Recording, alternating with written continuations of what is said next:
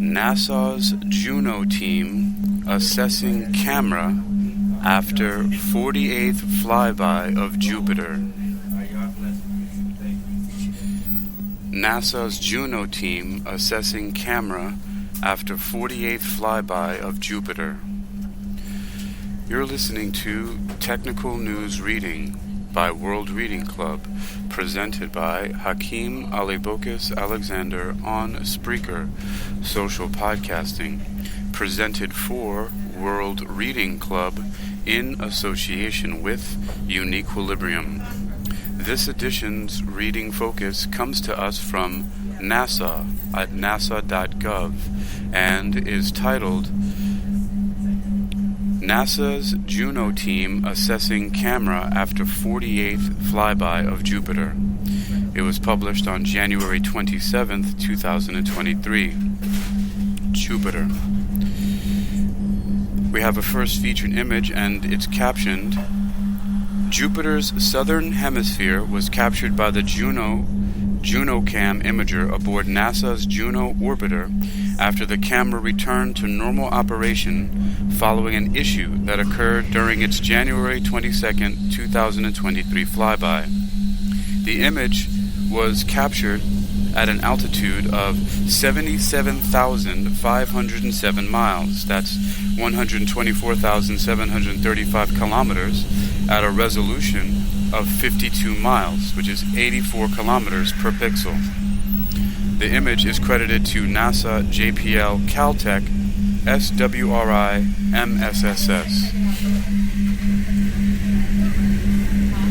Engineering data is being evaluated to determine why the majority of images taken by the solar-powered orbiter's Juno cam were not captured. The Juno cam imager aboard NASA's Juno spacecraft did not capture or did not acquire all planned images during the orbiter's most recent flyby of Jupiter on January 22nd. Data received from the spacecraft indicates that the camera experienced an issue similar to one that occurred on its previous close pass of the gas giant last month, when the team saw an anomalous temperature rise after the camera was powered on in preparation for the flyby. However, on this new occasion, the issue persisted for a longer period of time, 23 hours compared to 36 minutes during the December close pass, leaving the first 214 Juno cam images planned for the flyby unstable. As with the previous occurrence, once the anomaly that has caused the temperature rise cleared, the camera returned to normal operation and the remaining 44 images were of good quality and usable. The mission team is evaluating Juno cam engineering data acquired during the two recent flybys, the 47th and 48th of the mission, and is investigating the root cause of the anomaly and mitigation strategies. Juno cam will remain powered on for the time being, and the camera continues to operate in its normal state. Juno cam is a color, visible light camera designed to capture pictures of Jupiter's cloud tops.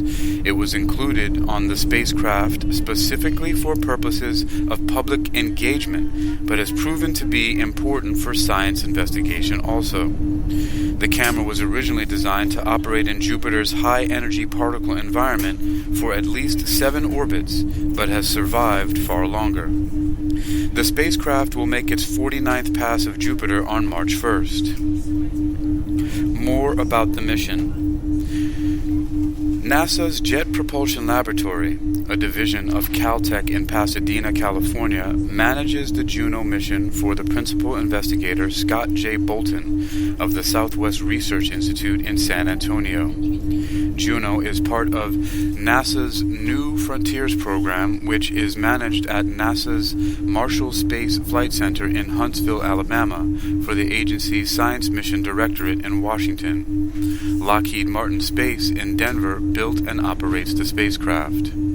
For more information about Juno, it's available at nasa.gov/Juno. That's https://www.nasa.gov/JUNO and missionjuno.swri.edu. That's https://www.missionjuno.swri.edu. You can also contact DC Agel at Jet Propulsion Laboratory, Pasadena, California, at 818-393-9011. That's 818-393-0911, or agle at jpl.nasa.gov. Karen Fox and Alana Johnson at NASA headquarters in Washington, 301-286-6284 or 202-358-1501, or email karen.c.fox@nasa.gov, and Alana R. Johnson at alana.johnsson@nasa.gov. Also, Deb Schmidt at Southwest Research Institute in San Antonio at 210-522-2254. dschmid@swri.org. This article was last updated January 27th, 2023. The editor is Tony Gracious. You can read more like this article and this one for yourself by visiting NASA at nasa.gov. That's NASA.gov, nasa.gov, and searching for NASA's Juno.